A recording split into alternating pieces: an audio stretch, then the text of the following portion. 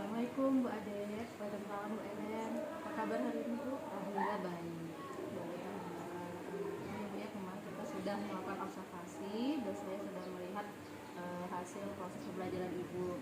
Nah, pada hari ini kita ingin ngobrol-ngobrol sedikit Bu mengenai tentang observasi Ibu, kemudian tindak lanjut ke depannya. Oke Bu ya. Jadi sebelum saya memaparkan apa yang saya lihat, boleh saya bertanya sama Ibu? Boleh. Bagaimana perasaan Bu Ade pada saat diobservasi kemarin? Ya namanya kita dilihat sama orang lain saat pembelajaran itu pasti ada sedikit tegangnya, Tegang ya Bu?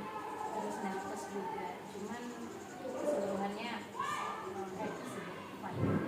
Berarti itu di awal-awal aja ya, terus pas setelah proses pembelajaran udah happy sendiri. Baik Pak Adik, bisa Ibu menceritakan pada saat observasi tersebut bagaimana proses pembelajaran yang sudah Ibu lakukan yang sudah baik? Kemarin kebetulan kan saya melaksanakan proses pembelajaran dengan menggunakan strategi Melayu, melakukan menikahi.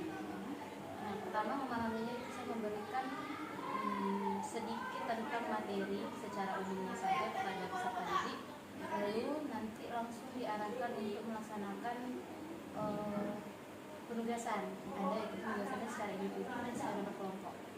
Untuk penugasan secara individu yang saya dapatkan hal yang sudah baiknya banyak peserta didik yang sudah mulai memahami perbedaan antara kalimat terbuka serta kalimat tertutup. Namun tidak dipungkiri bahwasanya ada beberapa peserta didik yang belum memahami dengan lebih tepat lagi. Nah, yang kedua, penugasan secara kelompok saya menggunakan media UNO yang mengutamakan kegiatan sosial emosional yang kita sama-sama tahu, yang sudah saya jelaskan juga kemarin bahwasanya UNO itu kan yang paling dekat sama anak-anak saat ini. Jadi itu saya jadikan sebagai proses pembelajaran.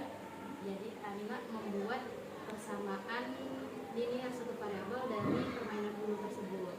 Mungkin dan alhamdulillah yang saya dapatkan setelah melakukan proses itu anak-anak lebih dapat mudah memahami daripada kita memberikan penugasan hanya sekadar textbook atau segala macam. Iya Bu ya, sama dengan catatan saya. Pada saat Ibu melakukan strategi memahami tadi, pada saat memahami Ibu kan memberikan penugasan secara mandiri nih. Anak-anak langsung memilah mana kalimat tertutup dan kalimat terbuka. Dan alhamdulillah sebagian besar anak-anak sudah paham mana yang kalimat tertutup, kemudian mana yang kalimat terbuka. Memang ada beberapa siswa yang di belakang yang ceritanya saya itu belum memahami secara maksimal. Kemudian pada saat permainan UNO saya juga melihat anak-anak antusias. Pada awalnya mereka juga bingung ketika Ibu membagikan media UNO-nya. Mereka bingung kok guru memberikan kartu UNO, sementara kan selama ini kartu UNO malah ditangkap sama gurunya gitu. Jadi seiring berjalan, setelah Ibu ngasih tahu mana yang kartu UNO itu berfungsi, ada yang berupa variabel, ada yang konstanta, ada yang koefisien, ternyata anak bisa membuat persamaan di UNO tersebut. Kemudian Ibu tadi kita mengetahui bahwasanya ada beberapa anak yang belum bisa memahami kalimat terbuka dan kalimat tertutup. Kemudian juga pada saat proses pembelajaran juga masih kita temukan anak-anak yang masih agak rada-rada bingung gitu ya. Apa hambatannya Ibu? Hambatannya berarti maksudnya yang terjadi pada peserta didik. Kenapa anak-anak masih belum memahami seluruhnya gitu? Karena kemampuan dari peserta didik itu kan tidak semuanya sama. Jadi ada peserta didik itu yang kita dengan menjelaskan sekali dia bisa memahami, namun ada yang harus berulang-ulang kali baru bisa dia memahami. Jadi disitulah hambatannya karena kemampuan yang berbeda-beda tadi. Nah, berbeda ya. Itulah yang jadi tantangan bagi saya juga, bagaimana caranya saya bisa menemukan cara untuk semuanya itu sama rata bisa memahami. Nah, yang pastinya ketika saya memberikan penugasan, saya kalau misalnya seperti individu kan saya menggunakan sticky note dan mungkin saya membimbing mereka ini note di sini gitu. Jadi saya memberikan pembahasan setelah mereka selesai menempelkan sticky note tersebut. Jadi saya bahas lagi ini benar apa tidak, ini salah atau gimana gitu. Nah, untuk yang permainan UNO itu memang saya bimbing dari kelompok 1, kelompok 2 sampai kelompok 5. Itu saya bimbing masing-masing sampai saya rasa ini anak udah paham sama permainan UNO yang dijadikan pembelajaran tersebut. Itu sih benar. Berarti karena kemampuan dari peserta didik ini berbeda-beda ya Bu ya, ada yang cepat nangkap, ada yang tidak, itu menjadi hambatan dan tantangan bagi Ibu ke depannya. nggak solusi dari Solusi untuk kedepannya? Iya. berikutnya mungkin saya akan lebih memilih media dan mencari sesuatu metode pembelajaran, media pembelajaran yang memang sangat mudah untuk dicerna oleh peserta didik. Contohnya Ya pastinya tidak lepas dari permainan. Karena kan kalau matematika itu biasanya yang kita kenal pasti yang membosankan permainan. Jadi ya lebih ke permainan aja, misalnya kayak contoh kemarin saya ada belajar dari YouTube atau segala macamnya Bu. Kayak di TikTok juga ada tuh kayak permainan monopoli tapi dari bilangan-bilangan kayak gitu-gitu. Jadi mungkin lebih di kreativitas saya aja sih mencari metode atau media ajar lagi untuk peserta didik. baik. Berarti nanti kedepannya Ibu akan mencoba lagi media baru seperti monopoli yang jelas mengarahkan pembelajar itu ke dalam permainan. Memungkinkan nggak Bu kalau seandainya permainan yang Ibu sajikan ini dalam bentuk teknologi? Bisa mungkin. Dari saya pernah juga coba Bu Ellen, kebetulan sebelum kelas 8 ini saya pernah coba di kelas 9 sama kelas 7 itu menggunakan word wall. Ya, cuman pada saat itu kurang efektifnya karena banyak peserta didik yang belum membawa HP-nya.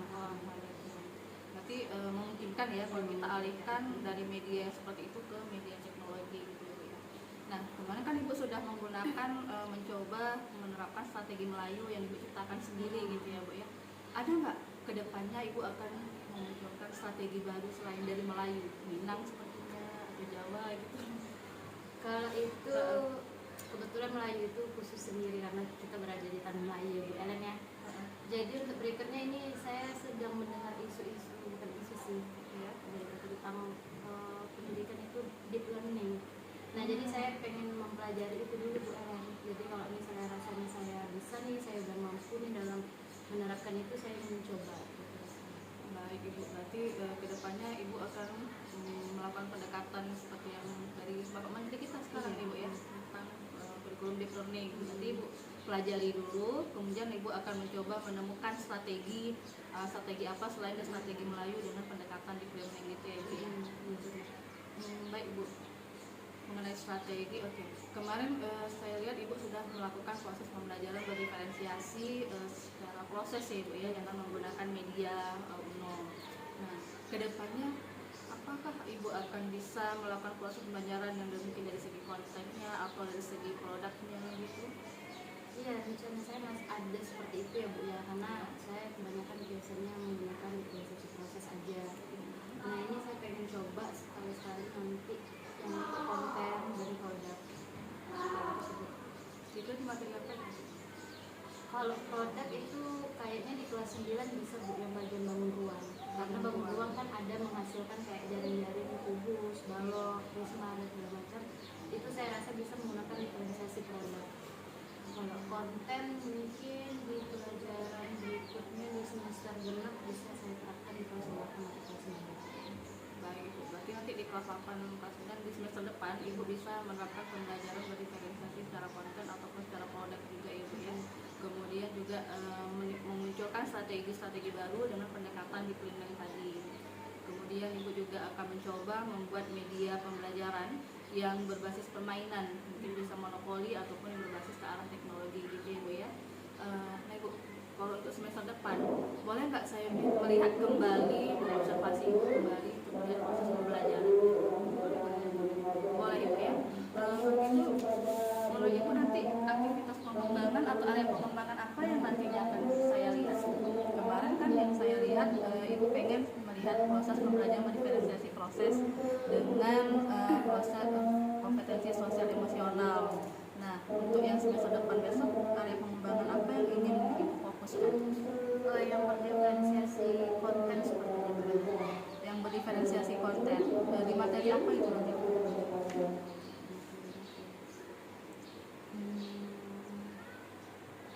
Di kelas 8, kelas 9 materinya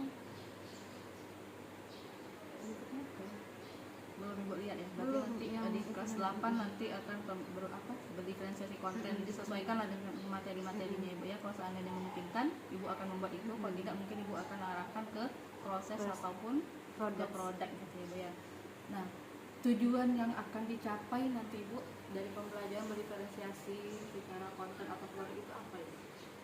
Tujuannya yang paling utama pasti untuk peserta didik paham dengan materi. Yang kedua, kalau misalnya produk tentunya nanti kan menguji kreativitas dan kreativitas dari peserta didik terhadap pembelajaran matematika. Jadi kan dari produk pasti ada sesuatu yang dihasilkan. Iya. Kalau dihasilkan berarti kan dari pembelajaran itu tidak hanya monoton tentang soal yang selesai dibuat, tapi juga ada hasil kerja yang nyata tampil yang dibuat oleh peserta didik. Peserta didik itu. Berarti ukuran keberhasilannya apa nanti itu? Ukuran keberhasilannya yang pertama pasti memahami dulu, baru segitu dari hasil produknya tadi. Hasil produk dan mereka berdiskusi juga gitu Ibu ya. Nah, apa dukungan Ibu dalam proses pembelajaran tersebut? Dukungannya berarti apa yang kita berikan misalnya, ya pastinya kita memberikan materi, bimbingan, medianya, dan waktu sih sebenarnya. Medianya berupa permainan lagi kah atau bagaimana? Kalau produk lebih ke berbasis teknologinya yang kita jelaskan, misalnya kayak kan lebih menampilkan gimana misalnya anggapnya kayak contoh lah tadi materi bangun ruang kita ambil misalnya. Nah itu tentu kita harus melihatkan ke mereka bahwasanya ini bisa jadi seperti ini dengan melalui video atau dari link-link yang ada. Jadi mereka bisa melihat secara langsung, oh ternyata buatnya seperti ini, begini-begini. Nah mereka bisa mengolah video tadi menjadi aksi nyatanya mereka sendiri seperti itu. Berarti dengan menggunakan media teknologi besok ya Bu ya? Terus kita kerja oke baik itu. Nah, berarti di semester depan besok saya akan mengobservasi Ibu ya. Kemudian kita berfokuskan pada area pengembangannya di pembelajaran berdiferensiasi secara konten ataupun produk. Itu tergantung dari materi yang akan Ibu sajikan. Kemudian Ibu juga akan memasukkan teknologi di dalam proses pembelajaran. Kemudian juga ada aksi nyatanya. Kalau dia produk berarti akan menghasilkan karya gitu Ibu ya. Oke baik Ibu. Nah, dari perbincangan kita tadi kira-kira apa yang bisa Ibu simpulkan? Yang saya dapat simpulkan, yang pertama kita harus punya kreativitas lebih tinggi dalam pembuatan media dan model yang kita gunakan untuk pembelajaran. Dan pastinya hal yang sudah saya buat itu sudah baik dan akan saya kembangkan lagi untuk kedepannya. Tentunya dalam seperti model berdiferensiasi prosesnya akan saya kembangkan menjadi konten atau produk yang belum pernah saya coba sebelumnya. Dan tentunya harus menggunakan atau memakai teknologi, lebih utamakan menggunakan teknologi karena pun kita lihat peserta didik sekarang pun tidak lepas dari gadget seperti itu. Baik Ibu, berarti dari percakapan kita tadi Ibu juga sudah bisa menyimpulkan bahwasanya dalam proses pembelajaran kita juga harus kreatif sebagai guru ya Bu ya, menciptakan media-media yang menarik peserta didik kita. Bisa saja media itu dalam bentuk manual, bisa juga dalam kita alihkan ke dalam teknologi gitu ya. Karena anak-anak kita juga tidak terlepas dari gadget dan nampaknya juga mereka lebih tertarik dengan menggunakan gadget daripada kita berbicara di depan. Oke baik